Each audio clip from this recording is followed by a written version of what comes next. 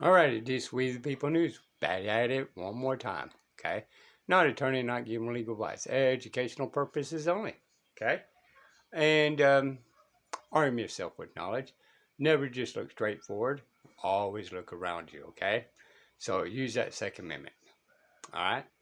And let's go ahead and proceed. Now, this is going to be the starting of the court case. There's probably going to be a couple more videos after this, but it's going to be in a day or two, allegedly. It just depends how everything goes. But I wanted to get these two out from the start. All right, let's go. Now, I can tell you that there was definitely something about him was a little bit different than typical in my experience here. He was pretty quiet and just took everything in. So, without further ado here, let's go ahead and let's see how I'm going to do this here. It should still work even like this.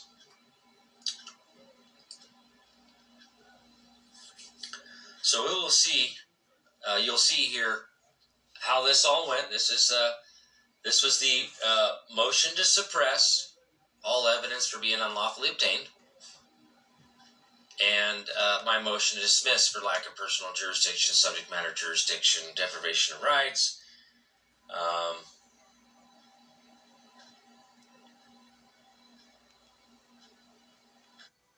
All right, and again, this is going to be where the storm clouds are gathering if you want to see the whole contents without my interruption, okay?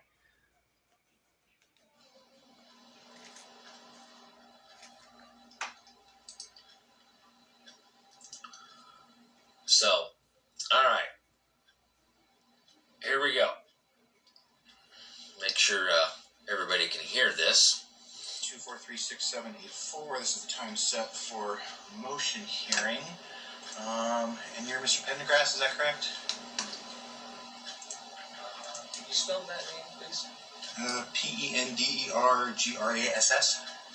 Is that in all capital letters, or is that in proper English? It's just how it is written in English. Pendergrass. So would that be a capital P and lowercase e n d e r s? That's how it's written here. Okay. My actual name is Kirk. Okay. That's my God-given. Fair enough. Would you prefer to be called Kirk then? Yes, sir. All right, I'll just call you Kirk.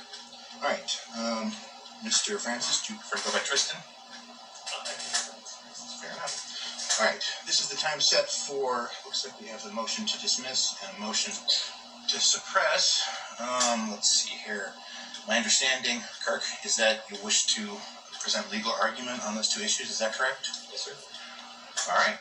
The state looked like you had a 1-point previously had filed a response. Is that what you're relying on, Mr. Francis, or? I don't think there's much to change between the two. Additionally, I guess I can make this one work. This is to stipulate exhibit just Oh, all right.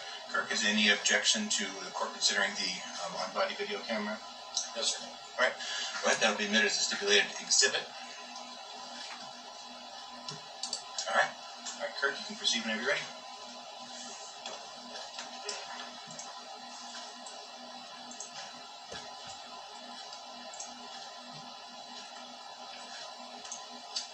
I thought maybe we played the video stuff first. Oh. It's your motion, so if that's how you want to proceed. Let's, well, I guess I could just make an open argument here about the, I need to put up here. You're fine. You can remain seated. I mean, it looks like you got some paperwork down there, so it'll be easier for you down there. Yeah.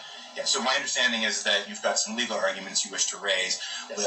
If since the stipulated exhibit has been admitted, I can just consider that we have an opportunity, so we don't need to play it unless you think it's necessary to play it now. Okay. So the first issue that I have is was an unlawful arrest, as the officer told me that he made the arrest for not having plates on the back of my private property. and that is in direct violation of the Fourth Amendment. The rule of law there on the Fourth Amendment is that you must have a warrant to make an arrest. The exception to that rule of law comes from the common law, which I've put in judicial notice. I've done, it's in the Memorandum of Law, citing from Blackstone's Commentaries on the Law of England, which is a very viable source that the Supreme Court has cited from throughout history. That the only exception to the rule is for felonies or breaches of the peace, which are assaults and batteries. I informed the officer that that was not a crime, that is an arrestable offense, as he cited me with the uniform traffic citations, which are infractions.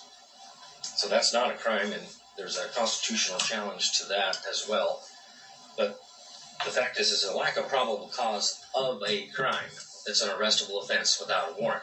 And the common law dictates that's supposed to be the fundamental law that dictates that. And I would pose a constitutional challenge to any legislation that specifically states otherwise as being unlawful and unconstitutional.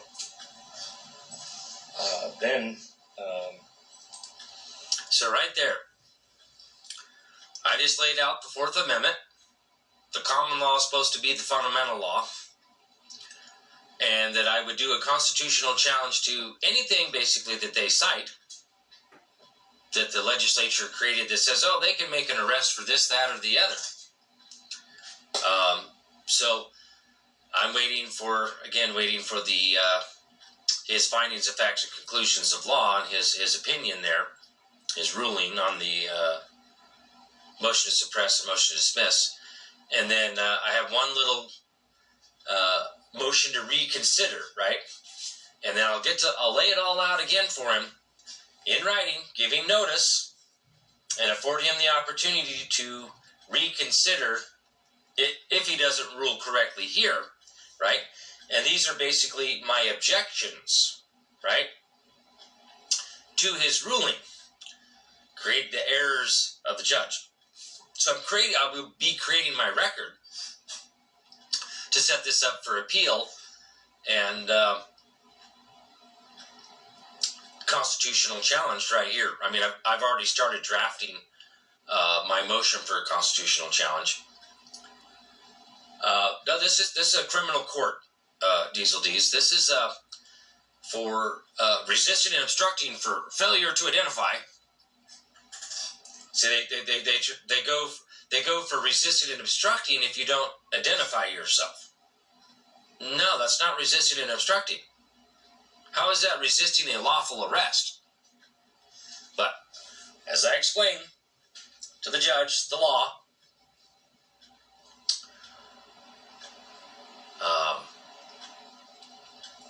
as you will hear right now. Unlawfully breaking into my car to remove me forcefully, putting handcuffs on me, which in his own police report he stated that there was no resistance, even though he had stated that he was placing me under arrest for resisting and obstructing, but there was no resisting or obstructing, so which the evidence will show. So that in essence right there is excessive force by putting handcuffs on me. And then the delay, which the videos will show, there was over 5 minutes in between the first video and the second video, along with a part of a conversation that was had right after he had me get out of the car and was putting handcuffs on me. He searched me and found my wallet, and then pulled out my ID. There was a conversation there about, well, you could still, why didn't you give me your ID? He's like, I could have wrote you a ticket and let you go. I said, well, you still can. And he said, nope, you're going to jail. That portion of the conversation in the audio-video recording has been cut out. But you can see right at the very corner edge of the video there, you can see the corner of my wallet as he pulls it out and pulls it up. And then all of a sudden the video changes, cuts out. Then the three officers conspired for approximately 5 minutes, which is the time lapse. And I would call that obstructing of justice. of evidence, okay? Because I may need to use whatever they're speaking of evidence to benefit me or them, okay? But when they put these body cams on mute, well, every time they do that, they're obstructing evidence, or they wouldn't be using this as evidence in court of whatever reason, right? But they're going to use the part that they didn't mute, and what the parts they muted, they won't use. But they'll re-go and use the parts that weren't muted again. But wait a minute, there's a blank space there. You just instruct the investigation and evidence. That's evidence tampering. The first video and the second video, 3 officers were present there, all conspired while I sat in the back of the police car after he had unlawfully searched the rest of me and stole my property. Failed to take me before a magistrate. That violates due process of law, which due process of law is synonymous with law of the land, and any rights to be deprived must be done, life, liberty, or property, can only be deprived through the course of the common law or law of the land, which common law of the land, not through any statutes.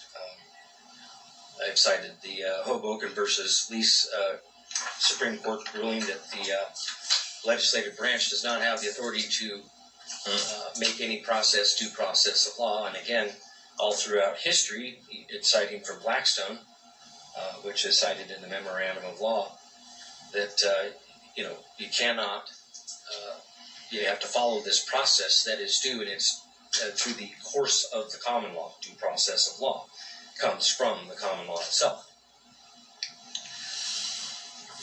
From there, he took me to jail, which is kidnapping. First it was false imprisonment, then it moves to kidnapping. Let me back up. Actually, in the very beginning, when he asked me for ID and stuff, I told the officer I did not consent and I do not answer any questions. There's a specific case on that I believe it was Miranda versus Arizona, that once the defendant indicates that do not wish to answer any questions, that all questioning is supposed to immediately cease. Clearly, when we watch the video, we will see that he kept asking me for ID, kept asking me to identify myself, kept asking me for a driver's license. We will also see that there is absolutely zero evidence to support the claim that I was a driver operating a motor vehicle in commerce for the transportation of passengers or any property, which is Idaho Constitution delegates the legislature the power to, 1, personal jurisdiction over corporations, public and private. That is Article 11 of the Idaho Constitution. And I'm trying to get to that right now because I actually did not. Corporations, public and private, Idaho Constitution. When we get into, where is that? Right, Section 5, regulations and control of railroads. So first, this personal jurisdiction is over corporations, public and private. And this is actually really the subject matter is commerce, which Congress was delegated by the people the power to regulate foreign and interstate commerce. So any federal regulations would actually apply to the states respectively. And what would be left over is intra-state commerce, which is enumerated here in Section 5, Article 11 of the Idaho Constitution. All railroads shall, and it's again regulation and control of railroads. All railroads shall be public highways, and all railroad transportation and express companies shall be common carriers. So that's the secondary personal jurisdiction and subject to legislative control. So the people gave the legislature the power to regulate commerce and personal jurisdiction over corporations, public or private, that are common carriers, not the people. And the legislature shall have power to regulate and control by law the rates of charges for the transportation of passengers and freight by such companies and other common carriers from one point to another in the state. So this is intra-state commerce.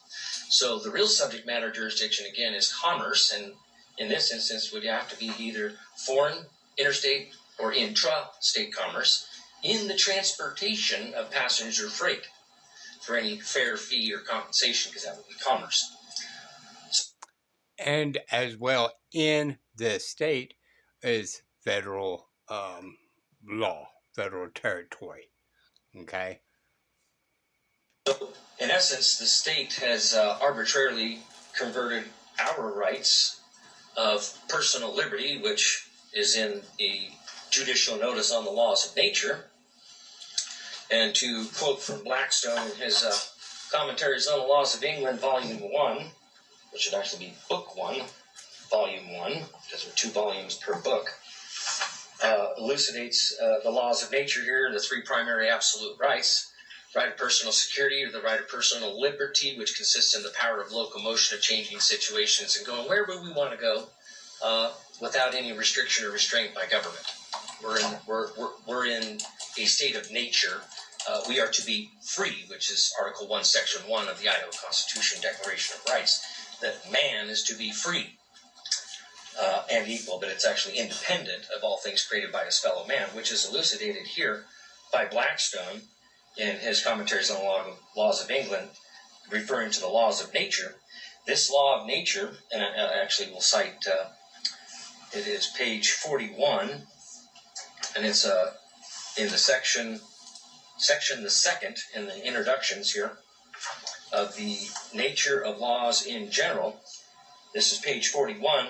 This law of nature, being co-eval with mankind and dictated by God himself, is of course superior in obligation to any other. It is binding over all the globe, in all countries, and at all times. No human laws are of any validity if contrary to this, and such of them as are valid derive all their force and all their authority, immediately or immediately, from this original. So, anything that comes in conflict with the laws of nature is the root of all law. Worldwide, doesn't matter where you're at, what country you're in, what state, time you're in. These rights, law, is superior to any other man-made law, of course, and therefore becomes void for any effect when they arbitrarily convert our right into a privileged license and attach a P to it, which is Murdoch versus Pennsylvania, which also elucidates in Murdoch versus Pennsylvania that they were attempting to claim that the religious culpritors were actively engaged in commerce, because that's really the only real subject matter jurisdiction granted to government as a whole, is to regulate commerce. All right, we're going to go ahead and end it there. Till next time. Bye.